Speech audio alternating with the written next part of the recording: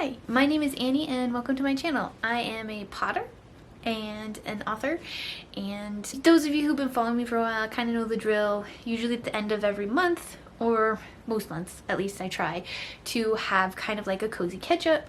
We kind of talk about how January went, what worked, what didn't work, changes I'm going to make if, I find things didn't work, or, just kind of talk about how the business is doing. And for January, it's a lot of like growing pains, I guess you could say, which is a good thing, right? In the past, January hasn't been very busy for me. Usually the first couple months of winter is pretty chill. There's not a whole lot going on. Occasionally I'll have like a big commission, or I'll do like a second sale or something like that. But as far as like a lot of making and things like that, I don't do as much of that, just because it's hard to do in the winter. I have a unheated garage for my studio, and so I am very subject to the elements, and I do live north, so you can imagine how those combinations kind of make it a little difficult to keep up with pottery in the winter. However, this month was a little wild. There was a lot of things that happened, a lot of surprises, things I wasn't expecting. Which isn't usually the case for me. I wouldn't be somebody I say is lucky at all. Usually I tend to be in the unlucky, not doing so well, things not going so well kind of area. But January actually went better than I was expecting. I'm probably going to talk about what happened or what didn't happen, and then the next part of this video is going to be changes I'm going to make or things I'm going to do going forward.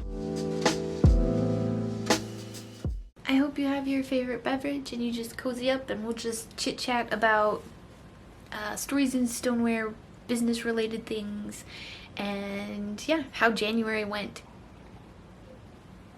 So how did January go?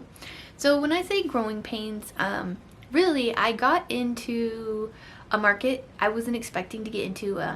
So I know some of you know that I'm in From Here. I sell my pottery and my books there.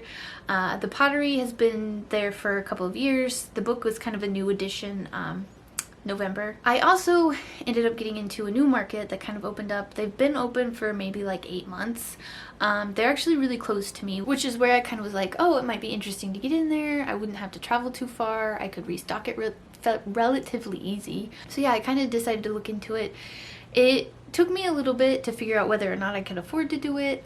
They do require you to have like a whole bunch of prerequisites, and it's more of like a renting the space per month. So like where From Here, they'll take a certain percentage of the money that I make and sell, and all the pottery I sell or the books I sell there. But Scale House, they just have like, they do take a tiny bit of the commission, but they also mostly just have like a space to rent. So if you sell really well, there is a likelihood or the ability to be able to make more money there than say From Here. Not that it's a big deal for me either way. But like I said, I just wanted to try it out. So I had been kind of dragging my feet about it, whether or not I should try, whether or not it was worth the money or whatever. And then I don't know what happened, but like about the second week of January, I just decided, you know what, I'm gonna stop dragging my feet. I'm gonna fill out the application. I'm gonna go in, see if they have space for me still. Because I had talked to them in August and they were really interested in having my book specifically.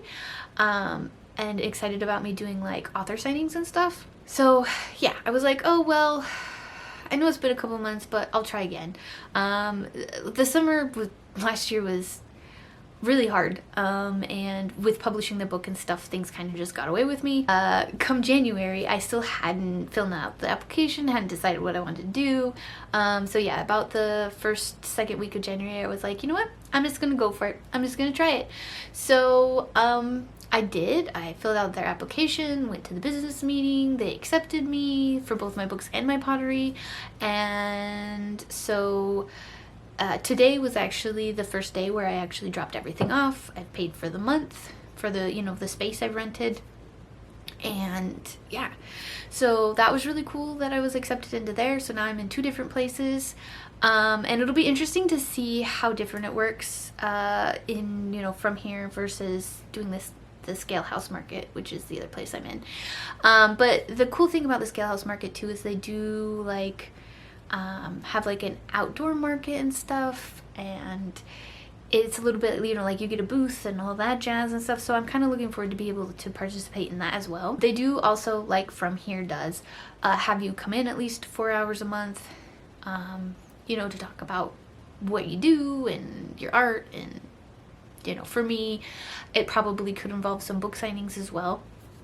So yeah, that's one of the things that happened. The other one was kind of a random happenstance. I had made a vlog about meeting another local fantasy author, and it was really funny because he ended up texting me just randomly, hey, would you be interested in doing a fantasy ball?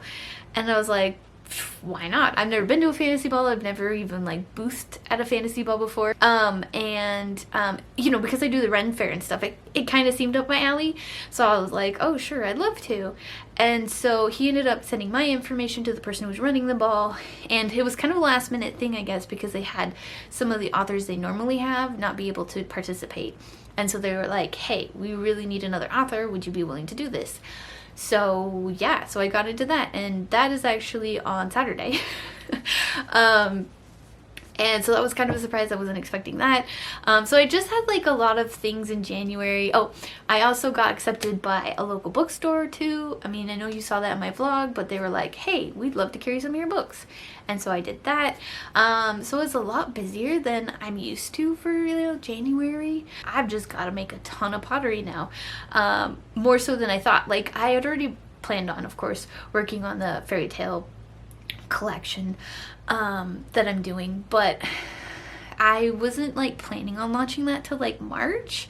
And so the fact that like all these other things came out of the woodworks, I was like, oh my goodness. And then I ended up getting just some sales here and there, which I wasn't expecting. Not complaining, just wasn't expecting. And so I actually was all out of shipping materials, so that was kind of fun. I kind of had to like rush to get enough shipping materials to send these products to these various people.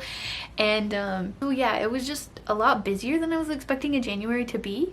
I did book wise, now we're moving into the book. I know my books are also in From Here and Scale House Market, but I did want to take some time to say that I did finish book 2. I got the draft done, so now I'm moving on to just going and doing the edits. I'll probably start the edits next week. I did end up injuring my wrist pretty significantly, so I've been having to like limit the amount of writing, typing, pottery I've been able to do, which is great when, you know, I've got a fantasy ball and Scale House Market, and I know From Here needs more stock too, because they've almost sold out of all of my stuff. So, which is great. And then you injure your wrist and you're like, well, I can't make things for this. But anyways, so that's kind of where we're at. It is feeling better. My wrist is doing better. I just think I overdid it. Because I run into the problem of when I take a break and like, you know, the winter months and I don't throw as often, you know, my muscles just aren't as used to it. But then I act like they can do everything they used to do, you know. And, you know, when you start getting older, that is not the case. And so I threw really big pieces. I threw a lot. And I think I just overdid it a little bit. And my wrists were very angry at me because of it. Also, throwing in the cold makes it really hard too. So because it's an unheated garage, it's usually, I mean, it has been freezing or below freezing in there. And then I think generally it's about like 40 degrees Fahrenheit, which I'll put on here what it is in Celsius. But I think it's like single digits. Anyways, so that also kind of affects my muscles and like how willing they are to cooperate with me and stuff like that. So Anyways, I overdid it a little bit, but I am feeling better, so I'm hoping to get back into doing the edits and making more pottery, obviously, because I have, you know, From Here to restock. Scale House Market is stocked. They have a little bit less than I'd like there, but I wanted to make sure I had enough for the fantasy ball on Saturday. So once I'm done with the fantasy ball on Saturday, I'll probably take some of that, put it at Scale House Market, some of that, put it From Here, and then we're just gonna be, you know, doing edits for book 2 and getting into working on and continuing to work on the fairy tale throwback collection that I'm going to be launching on my website. Is kind of the plan. It's a little crazy, but that's kind of the plan. So yeah, that's how January went. That's how February has started. And all in all, not too bad. All right, so let me get something to drink because my voice is getting a little from all the talking. That's the hard part about doing these catch-up videos. I'm doing a lot more talking than I'm used to. Let's get into changes and growing pains and things like that. So I did kind of talk about this a little bit in like kind of the catch-up section of January and stuff like that, but I am a little bit overwhelmed with trying to keep the balance between both the writing and the pottery, and then having pottery on my website and From Here and now at Scale House Market, and just trying to keep tabs on everything and trying to make sure everybody has enough product. So that has been a little bit more challenging. I told Scale House Market there was going to be a particular piece. I ended up selling it because I forgot to take it off my website. Took off all the rest of the pieces I was given to Scale House Market, but for some reason I missed that one.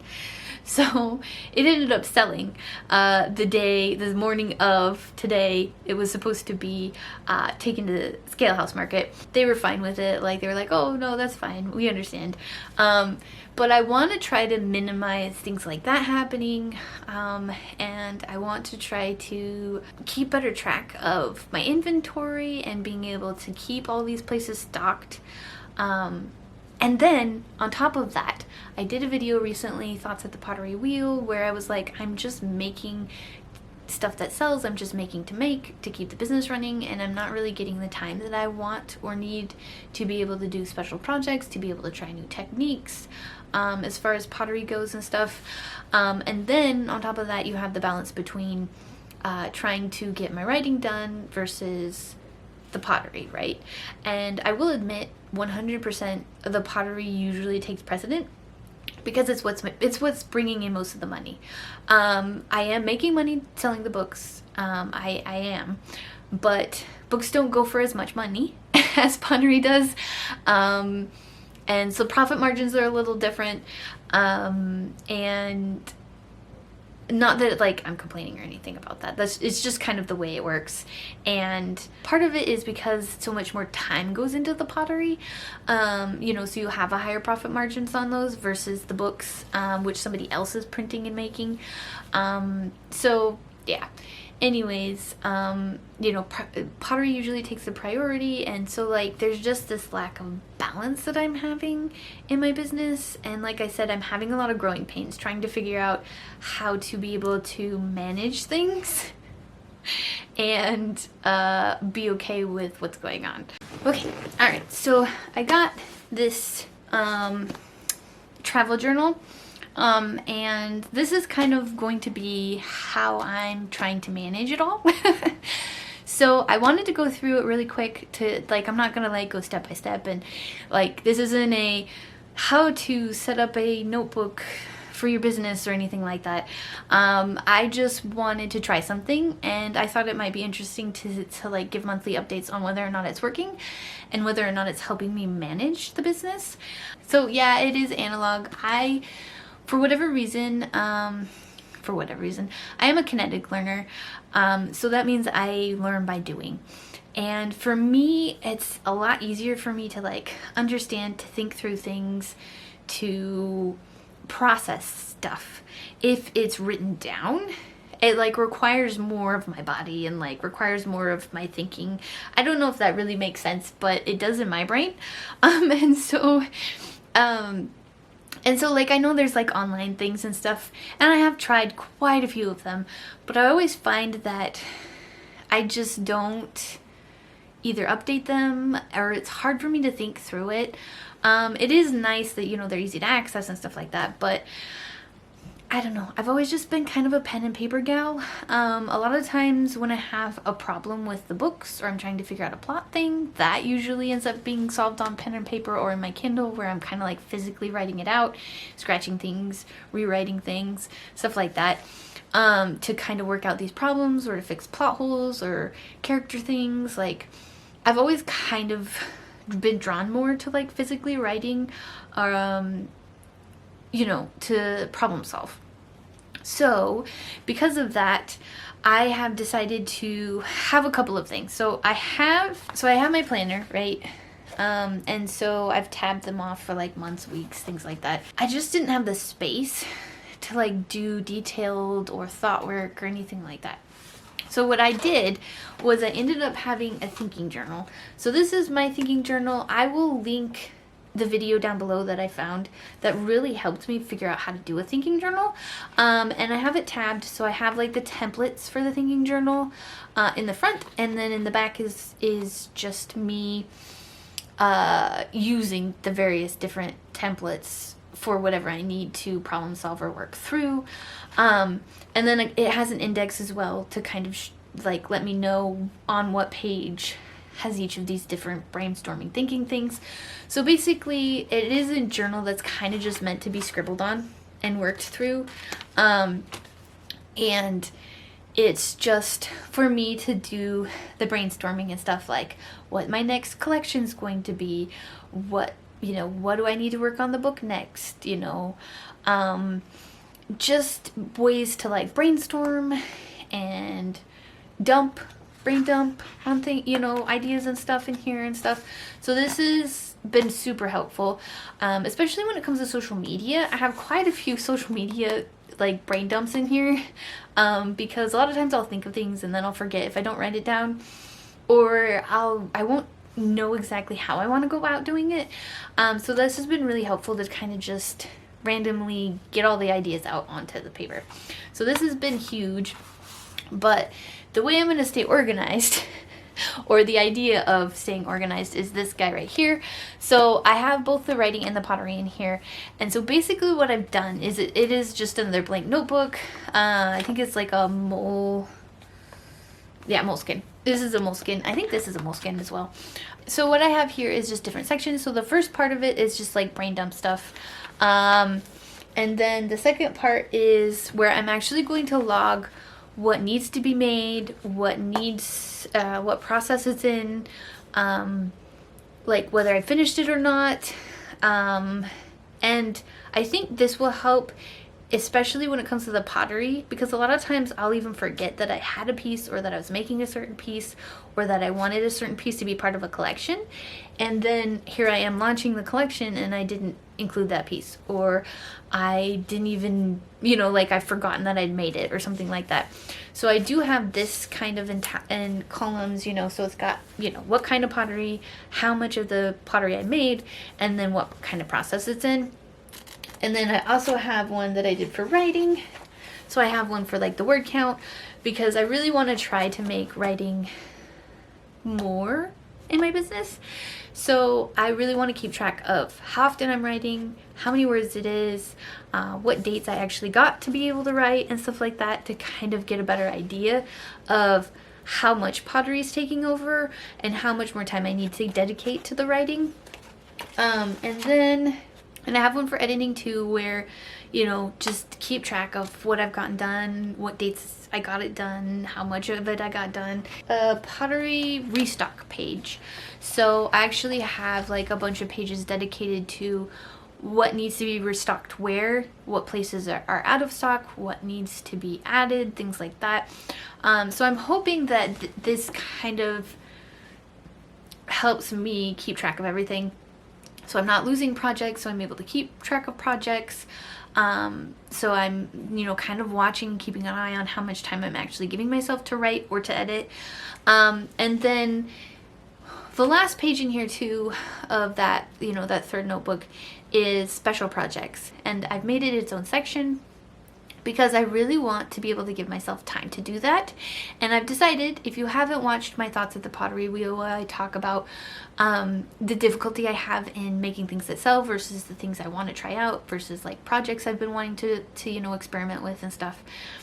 And how I was going to try to be better about that and actually set time aside to do those things. And I think with making it a YouTube video where I'm going through the entire project from beginning to end, those videos will be like few and far between, but I'm hoping it will kind of help me be like, nah, this is a work thing. You get to do this. This is what we're doing.